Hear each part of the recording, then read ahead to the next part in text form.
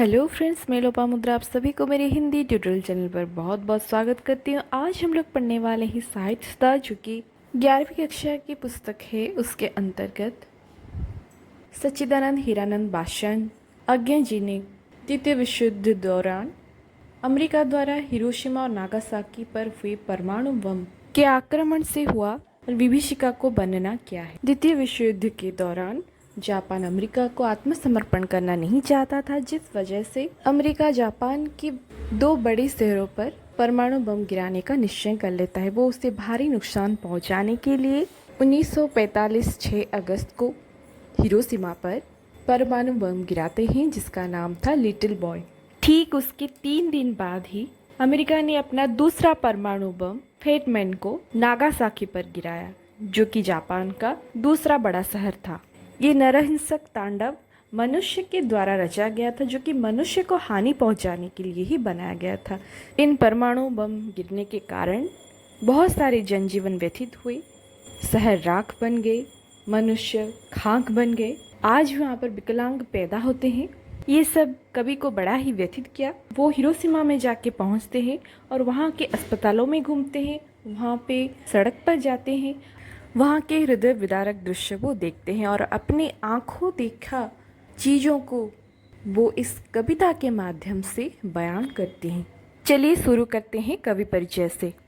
अज्ञा जी का पूरा नाम सच्चिदानंद हीरानंद भाषण अज्ञा है। उनका जन्म 7 मार्च 1911 ईस्वी को कसाया, जो कि जिला देवरिया में आता है, वहाँ पर पुरातत्व शिविर में हुआ था। उनके पिता का नाम डॉक्टर हीरानंद शास्त्री था। अपने पिता के साथ उनका अधिक समय कश्मीर, बिहार, मद्रास में बीता। श्रीनगर और जम्मू में उन्होंने संस्कृत, फारसी और अंग्रेजी की प्रारंभिक शिक्षा प्राप्त की। स्वामी राखलदास बंदोपाध्याय से उन्होंने बंगला भाषा का अध्ययन किया। अज्ञा का व्यक्तित्व क्रांतिकारी था। जब वे एमए कर रहे थे तब क्रांतिकारी आंदोलन में फरार हुए। 1930 में गिरफ्तार हुए, 4 साल जेल में रहे और 2 साल नजरबंद। उसके बाद उन्होंने किसान आंदोलन में भी भाग लिया था। वे बहुमुखी प्रतिभा के धनी थे। उन्होंने कविता, कहानी, उपन्यास, आंदोलन आदि के क्षेत्र में अपनी लिखनी चलाई। वे बहुत से कलाएं भी जानते थे, मसलन फोटोग्राफी, चर्म शिल्प, पर्वतारोहण, सिलाई कला आदि। प्रतिभा संपन्न अज्ञा ने सैनिक, विशाल भारत, प्रतीक और अंग्रेजी त्रैमासिक बाग का संपादन किया।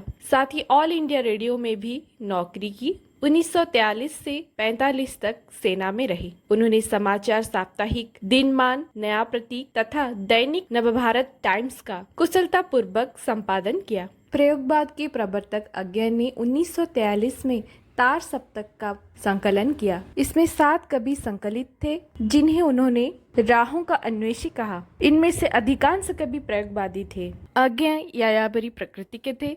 मूल रूप से ये प्रेम और प्रकृति के कवि हैं। अज्ञा जी को 1964 में आंगन के पारद्वार काव्य संकलन पर साहित्य अकादमी का पुरस्कार मिला। कितनी नावों में कितने बार कविता संकलन पर उन्होंने भारतीय ज्ञानपीठ पुरस्कार से सम्मानित हुए। उनकी प्रमुख रचनाएं हैं इत्यालम, बाबरा अहेरी, हरी घास पर क्षण भर, आंगन के पारद्वार, ये सब कविताएं हैं। शेखर, एक जीवनी, नदी के द्वीप, ये 2 उपन्यास हैं।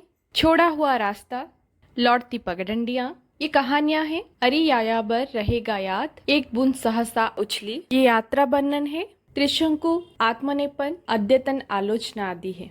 तो ये सब उनकी प्रमुख रचनाएं हैं। और चलिए शुरू करते हैं हिरोशिमा।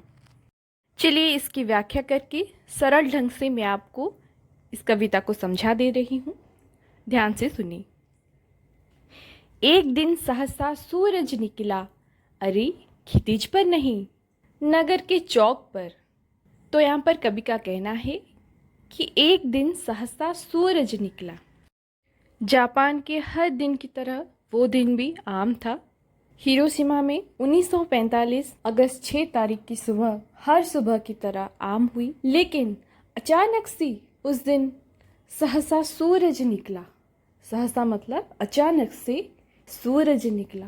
ऐसा लगा मानो नगर के बीचों बीच से सूरज निकल आया है, मतलब सूरज जिससे तेज रोशनी वाला कुछ आकर के गिरा। सूरज निकला, अरे क्षितिज पर नहीं, क्षितिज मतलब जहाँ पर पृथ्वी समाप्त हुआ सा नजर आता है, मतलब आपको जैसा लगे कि धरती जाकर के आसमान से मिल गया हो, जो कि आपको धरती समाप्त होता हुआ नजर आता है, उसे क्षितिज कहा जाता है, जिसे अंग्रेजी में कहा जाता है होराइजन। ठीक है, तो यहाँ पर कवि का कहना है कि क्षितिज पर नहीं उगा, सूरज कहाँ पर उगता है? क्षितिज पर, जहाँ पर धरती खत्म होता है और आसमान शुरू होता है। मतलब ऐसा कोई पॉइंट है जहाँ पर धरती और आसमान मिला हुआ हो, वहीं से सूरज उगता हुआ हमें नजर आता है। लेकिन उस दिन क्या हुआ? उस दिन हर दिन की तरह तो आम था, लेकिन अचानक से क्या हुआ? नगर के बीचों बीच से ही सूरज उगने जैसा प्रतीत हुआ। ठीक है, अर्थात लोगों को पता नहीं था कि आज हमारे देश पर बम गिरने वाला है, लोगों को पता नहीं था। नगर के चौक पर, तो नगर के जो चौक था, चौक मतलब चहल पहल वाला इलाका, ठीक है, जिसे हम बोलते हैं बाजार, छक, तो उसी स्थान पर क्या हुआ? सूरज निकलने लगा। ऐसा प्रतीत हुआ कि जैसे धूप बरस रहा है और आसमान से मानो धूप बरसने लगी, आग लोगों के ऊपर गिर रही थी। मतलब जब बम का धमाका हुआ, उस विस्फोट के धमाके से आग सब इधर उधर बिखेर रही थी, तब लोगों को लगा मानो आसमान से धूप बरस रहा है, आग बरस रही थी। पर जो धूप बरस रहा था वो अंतरिक्ष से नहीं बरस रहा था, वो कहाँ से बरस रहा था? फटी मिट्टी का कहना है कि धूप बरसी पर अंतरिक्ष से नहीं, फटी मिट्टी से। तो फटी मिट्टी से ही क्या हो रहा था? धूप पर बम का विस्फोरण होने से, बम के गिरने से, परमाणु बम था वो, गिरने से क्या हुआ? मिट्टी जो थी फट गई, मिट्टी नीचे धस गई, मिट्टी दब गई। इतना आक्रामक विस्फोरण तो चारों तरफ बरस गई, फटने से जमीन में गिरते ही वो फटने लगा, चारों दिशाओं में आग जो है बिखेर गया। छाए मानव जन की दिशाहीन, तो चारों तरफ जो मानव जन की छाया था दिशाहीन हो गया, चारों दिशाओं में आग धुआं फैल गया और मानव क्या हो गया? दिशाहीन हो गया। और छायाएं मानव जन की, और चारों तरफ मनुष्य भाम बन गए और उनकी सिर्फ छाया मात्र ही दीवारों पर, सड़कों पर रह गया।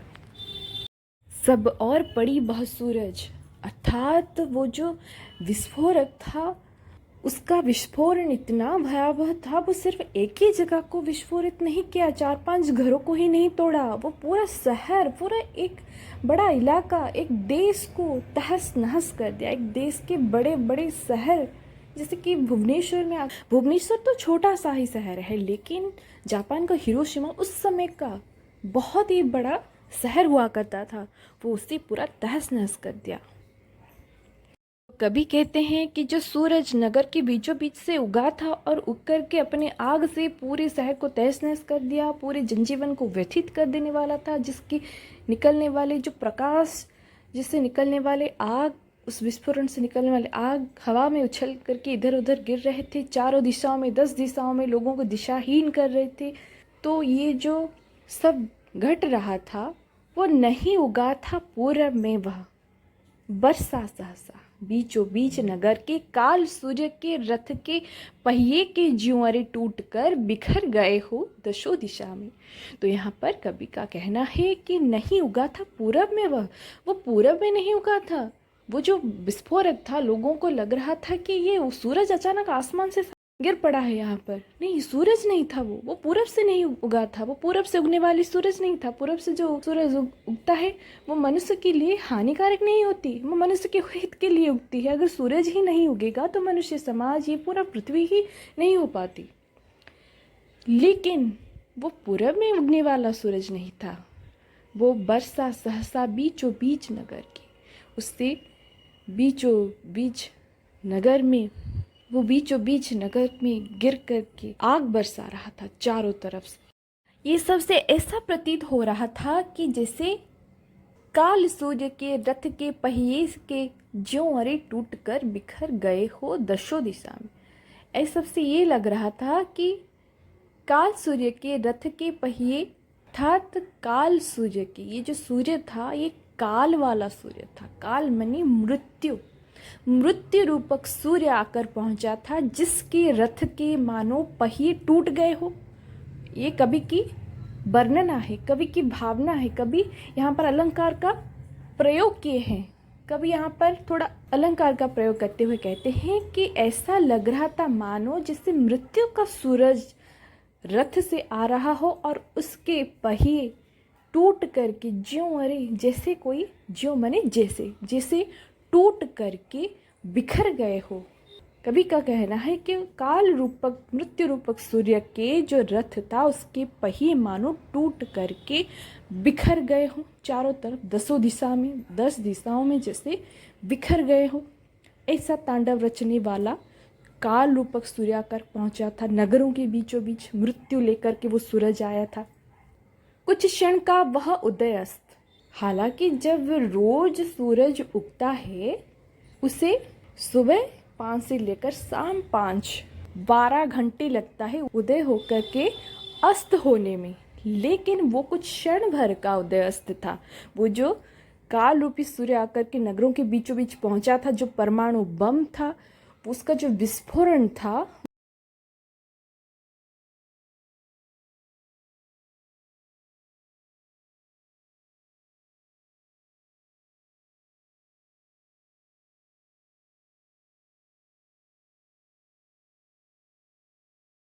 चंद सेकंड का था।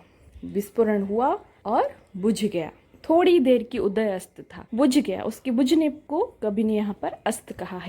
जब दिवाली में आप लोग पटाखे फोड़ते हो ना, कैसे फट से फूटता है और बंद हो जाता है, तो उसी तरह वो विस्फोरक चंद मिनटों में आकर के गिरता है और चंद सेकंड में वो क्या होता है, उदय होकर के अस्त भी हो जाता है, मतलब फट के फिर बंद भी हो जाता है।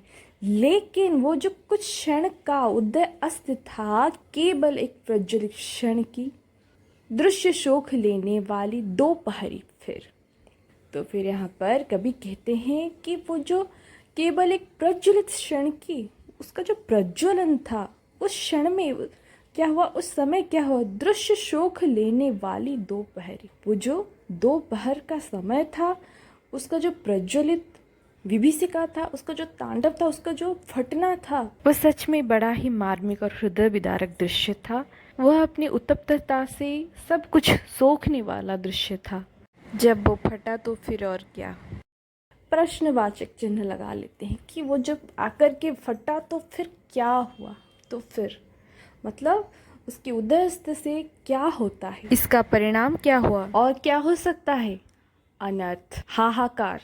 हाहाकार के लोग बचे ही कहाँ, बहुत सारे लोग मारे गए, बहुत सारे लोग मारे गए, मतलब भाप बन गए। तो कवि का यहाँ पर कहना है कि छायाएं मानव जन की नहीं मिटी, लंबी हो होकर मानव सब भाप बन गई, मानव ही सब भाप बन गए।